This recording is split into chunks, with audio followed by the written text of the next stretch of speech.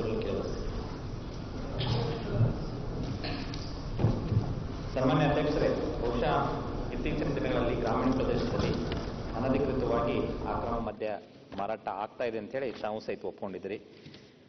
ಬಹುಶಃ ಈ ರೀತಿಯಾಗಿ ಆಗ್ತಾ ಇರೋದ್ರಿಂದ ಗ್ರಾಮೀಣ ಪ್ರದೇಶದಲ್ಲಿ ವಿದ್ಯಾರ್ಥಿಗಳು ವಿಶೇಷವಾಗಿ ವ್ಯಸನಿ ಆಗ್ತಿರುವುದನ್ನ ನಾವೆಲ್ಲ ನೋಡ್ತಾ ಇದ್ದೇವೆ. ಬಹುಶಃ ನಾವೆಲ್ಲ ಗ್ರಾಮೀಣ ಪ್ರದೇಶಕ್ಕೆ ಹೋದಂಥ ಒಂದು ಸಂದರ್ಭದಲ್ಲಿ ಆ ಗ್ರಾಮದ ತಾಯಂದಿರು ವಿಶೇಷವಾಗಿ ನಮಗೆಲ್ಲ ಜನಪ್ರತಿನಿಧಿಗಳಿಗೆ ಕೈ ಮುಗಿದು ಈ ರೀತಿಯಂಥ ಅನಧಿಕೃತವಾದಂತಹ ಸ್ಥಳಗಳಲ್ಲಿ ಏನು ಅಕ್ರಮ ಮದ್ಯ ಮಾರಾಟ ಆಗ್ತಾ ಇಲ್ಲ ಅದನ್ನೆಲ್ಲ ತಡೆ ಹಿಡಿಬೇಕು ಅಂತ ಹೇಳಿ ವಿನಂತಿಯನ್ನು ಮಾಡ್ಕೋತಾರೆ.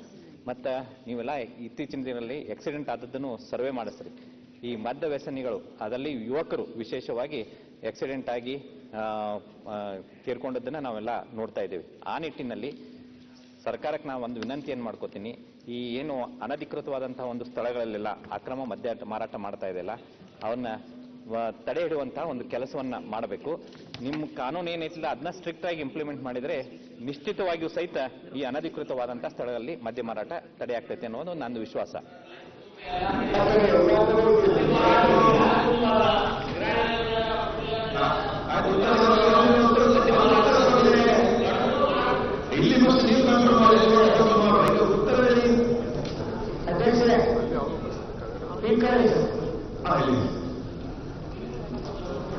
ಈಗಾಗಲೇ ಬೆಳಗಾವಿ ಡಿವಿಷನ್ ಅಲ್ಲಿ ನಾವು 3738 ಕೇಸ್ ಹೀನಸ್ ಕೇಸ್ ಹಾಕಿದ್ದೀವಿ. ಅದರಲ್ಲಿ ಬೈಲಹೊಂಗಲದಲ್ಲಿ 540 ಹೋದ ವರ್ಷದಲ್ಲಿ. ಈ ಸಲ ಅವ್ರಿಗೆ 3 ಹಾಗೂ 28 ಕೇಸ್ಗಳನ್ನ ಹಾಕೊಂಡಿದ್ದೀವಿ.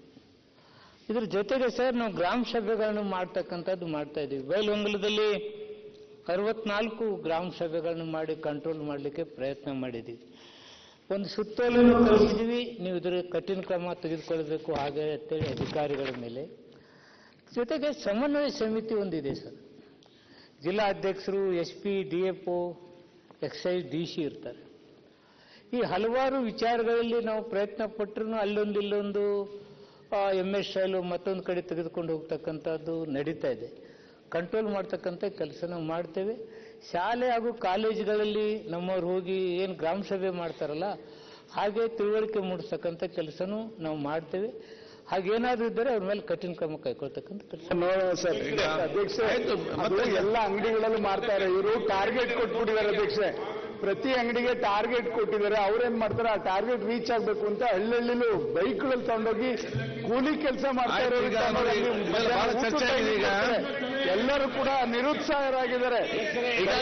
ಸಲ ಚರ್ಚೆ ಆಗುದು ನನಗೆ ಫಸ್ಟ್ ಅಲ್ಲ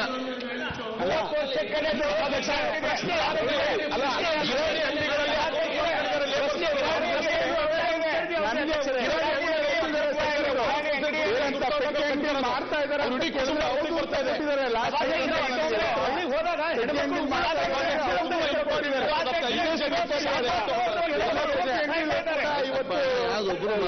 ಮಾದಕ ವಸ್ತು ಸಿಗ್ತಾ ಇದೆ ಅಂದ್ರೆ